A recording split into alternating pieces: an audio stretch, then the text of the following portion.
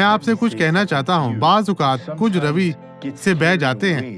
کیا آپ جانتے ہیں کہ بائبل کج روی کے بارے میں کیا کہتی ہے؟ یہ مثال 3:32 میں ہے. کیونکہ کج روح سے خداوند کو نفرت ہے.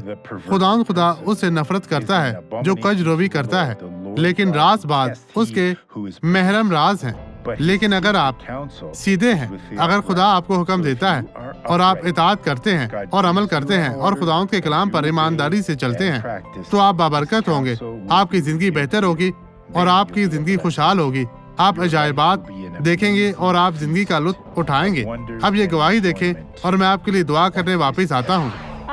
ہرنیا کی وجہ سے میری کمر میں درد تھا. جب میں نے سنا کہ آپ یہاں آئے ہوئے ہیں، میں نے کہا مجھے اپنی کمر سے شفا ملے گی. میں جھک نہیں سکتی تھی. 10 سال ہو گئے ہیں، لیکن اب میں بہتر محسوس کر رہی ہوں. شکر ہے خدا کا میں ٹھیک ہوں. 10 سال سے تو آپ جھکے یسوع کے نام میں.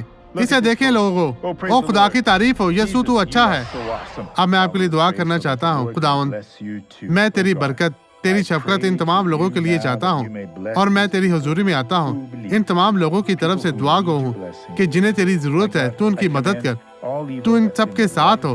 ان کی زندگی سے ہر طرح کی بدی، ہر طرح کی برائی اب یسوع کے نام میں چلی جائے اور کبھی واپس نہ آئے. ہر طرح کی کمزوری ان کی زندگی سے چلی جائے. میں انہیں باندھتا ہوں یسوع مسیح ناصری کے نام میں، اور آپ کہیں تیرا شکریہ. آمین.